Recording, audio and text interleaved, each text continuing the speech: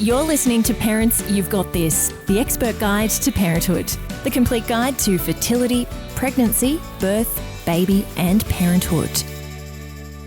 This podcast is proudly supported by Mistela, a natural origin skincare for babies and children, recommended by healthcare professionals. Mistela by Parents' Side since 1950. Today on the Expert Guide to Parenthood podcast, we're going to be talking about the ins and outs of formula.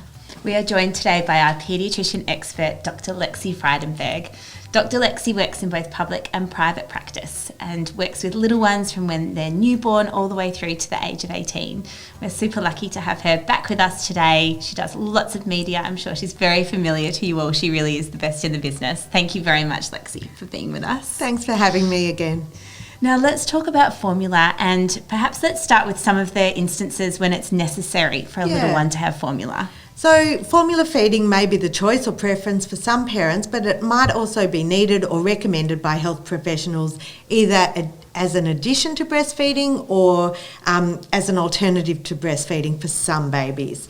So some of those circumstances where it might be recommended are where there may be medical challenges. So the mum might have a low milk supply and we're worried about the baby's weight and they might need supplemental formula.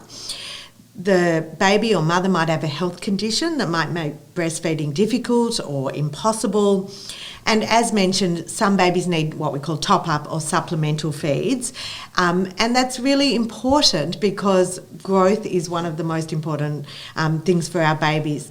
The other reason some babies have formula, some mothers may be working, they might have life circumstances that make exclusive breastfeeding impossible or unmanageable. And, you know, I think you both know, as new mums, we feel a lot of pressure. And I often say to parents when they are upset about needing to use formula in their babies, that fed is best. What's most important is your baby is healthy and growing. And if you're breastfeeding, if you're formula feeding, you do whatever you need to have a healthy, growing baby. And so, Lexi, there are so many different formulas on the market. If you need to or choose to use formula, how do you go about picking the right one for your baby? Yeah, look, that's a great question. I totally agree. When my oldest, who's now 20, when I needed to use a formula, there was only about 5 options. And I went to the pharmacy the other day and there was a shelf full of options and it was completely overwhelming. So in general, formulas are designed to be as close to breast milk as possible, and a standard formula in Australia, because we have really good legislation around formulas, will meet all the nutritional needs of babies in their first year of life. But as you know, formula marketing is big business, they might promise the world, but really, to be honest, there's not a lot of difference between standard formulas and different brands. So usually most people will be recommended to start with the cow's milk-based standard formula. There are different types of formula depending on the age. So in the infants, so there's a step 1, a starter or newborn formula, lots of different names, which makes it even more confusing. And that's suitable for babies who are 0 to 6 months. Then there's a step 2 or a follow-on formula that's often recommended for 6 to 12 months. And you will see available a step 3 or toddler formula on the shelves. But that formula as for toddlers after 12 months of age is not necessary in most children. So many of us don't recommend formulas after 12 months of age. There are also infant formulas that for children who have special dietary considerations, and we'll talk a bit more detail about that, but those are only recommended once you've spoken to your health professional. We can talk a little bit about some of the special dietary formulas if you like. You might have heard of lactose-free formula. So that might be recommended usually temporarily in infants if they've developed what's called a secondary lactose intolerance after they've had a bout of gastro. But true lactose intolerance in babies is actually really uncommon. But there are lactose-free formulas available. The next one you might see on the shelf is a rice-based or a plant-based formula, and that's often recommended as a trial if a health professional is worried your child has a cow's milk protein allergy or an intolerance. You might also hear about AR formulas, so anti-regurgitation formulas, and they're thickened formulas. So if your baby has reflux, a health professional might recommend trialling an AR formula. And then we have a separate group of prescription formulas, and these are hydrolyzed formulas. So there's 3 stages of hydrolyzation. There's partially hydrolyzed, extensively hydrolyzed, and what we call an amino acid-based formula. And what hydrolyzation means, it just means the protein in the formula is broken down. So in a extensively hydrolyzed formula, the protein is broken down so it's easier for the babies to digest. And these specialised prescription formulas are usually for children who have cow's milk protein allergy or intolerance. And they are always on a script. So you always need to discuss those with your health professional. So Lexi, once you find a formula that seems to agree with your baby, is it recommended that you stick with that one, or can you shop based on price and mix it up a little bit? So that's a really good question, Freya. It's not necessary to stick to one formula, but I advise against frequent formula changes because babies get used to the taste and get used to a certain formula. So where you can, and it's agreeing with your baby, they're thriving, they're growing, I would say stick to it. But if it's not available, if it's cost prohibitive and you want to trial a different formula with a similar ingredient, then that's completely fine. So Lexi, is there the best practice for preparing and handling formula? Yeah, so I think like everything, being prepared, having everything ready, your bottles, your cooled boiled water, your formula ready in advance is really helpful. Then go off, wash your hands with warm soapy water. And check the expiry date on the tin. That's a really important point that I think we often forget, because once you open a tin of formula, it needs to be thrown out after a month. And then the most important thing is follow the instructions on the tin. So there are different tins and different formulas will have different ratios with how much water you need to add to it. So check the tin, check the instructions, have your cooled boiled water ready, and then add your formula to the bottle. Then it's important to shake it with the lid closed, obviously, and then test the temperature, usually on the inside of the wrist, because you don't want to give your baby really boiling formula or boiling water.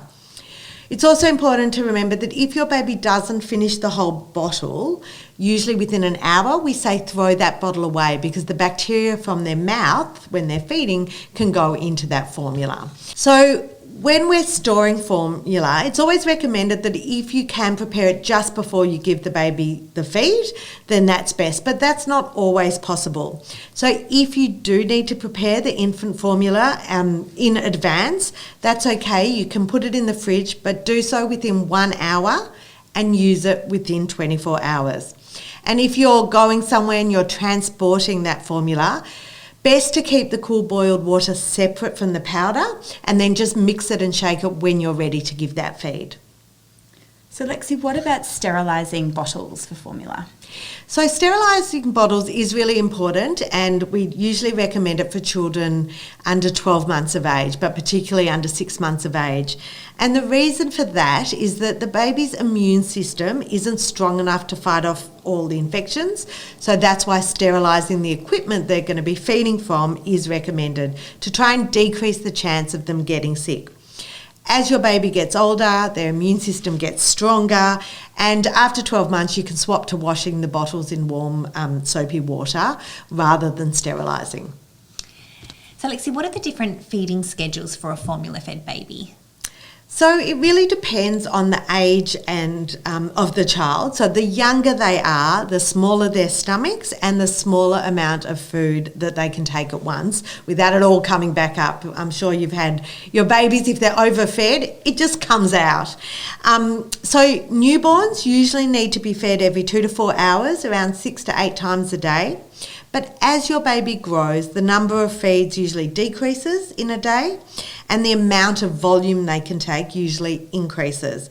So around 6 months of age, babies often feed 4 or 5 times a day, but every baby is different. And I think it's really important, like breastfeeding mothers, be in tune with your baby's feeding cues and be flexible and responsive to those cues where you can. And Another thing to remember is we often recommend, or we do recommend, introducing solids between 4 and 6 months. So formula is the main nutritional component of their diet till 12 months, but there's some really good reasons we can talk about why solids should also be introduced. So Lexi, how do we know what the right amount is for our baby? Yeah, so with formula feeding, as I mentioned before, really important to check the tin, check the instructions, and follow those instructions. The best way of knowing whether our baby's getting enough food is actually checking their growth. So keep those appointments with your maternal child health nurse. If your baby's growing, developing, thriving, then that's a good indicator that they're getting enough feed. So there are some general rules of thumb, but as I mentioned, being flexible is really important. So for full-term healthy babies, usually from 5 days to 3 months of age, a baby needs about 150 ml per kilogram of their weight per day in divided feeds. When they become 3 to 6 months of age, it goes down to about 120 ml per kilogram per day. And from 6 to 12 months, it's between 90 to 120 ml per kilo per day. But as parents, you don't need to worry about that. That's why you need to choose the right formula for their age, check the tin, and it will tell you, and check their growth, as I mentioned. This will differ for premature babies, so make sure if your baby was premature, speak to your maternal child health nurse or GP first, and definitely keep an eye on their growth. And Lexi, is formula all or nothing? Can you mix feed, like breast and formula, or do you just need to stick to one? No, definitely not all or nothing. So you can mix formula feeding with breastfeeding, and that's known as combination feeding. Really, really common. So that can happen if you have breastfed your child and they're still hungry. You might have not enough milk supply at certain times of day. So you can top up or supplement with a formula. So I often say to my families that if you have a breastfeed and your child still looks hungry, just try some formula. If they guzzle that down, it usually means they're hungry. If they turn their mouth away or vomit it up, then they've usually had enough. Babies do give you those cues. So often combination feeding is used as a supplement, but you also might choose 1 or 2 feeds of the day to give as a formula feed. So I often did that as a rollover feed so I could try and get a full night's or some sleep and get my partner or a family member to give a feed overnight or in the evening. And, you know, that's fine as well. And if you're returning to work, you might choose to give formula feed at certain times of the day as well. So there's lots of reasons why you might do a combination of breast and formula feeding, and that's okay. Lexi, what are the signs that a formula might not be agreeing with your baby? Yeah, so as we mentioned, Freya, if your baby's growing, thriving, happy after a feed, great, no need to switch things up. But if your baby's really miserable after a feed, if they're really irritable, if they have explosive diarrhea, if they're severely constipated, or actually if you notice blood in their poo, or if you're worried as a parent that something's not quite right, have a chat with your maternal child health nurse, have a chat with your GP, and you might, as a team, decide to switch or try an alternative formula. Either one that you can buy over the counter at the pharmacy or one of the specialised dietary formulas that I mentioned. But definitely have a chat first.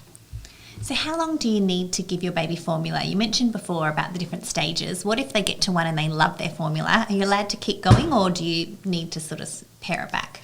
So for the first 12 months of life, formula is the biggest form of a baby's nutrition. We do introduce solids at 4 to 6 months. It's predominantly to try and help them gain the ability to start chewing and sucking and experiment with different textures of foods, and also to help prevent allergies. So that's really important. But we use formula till 12 months.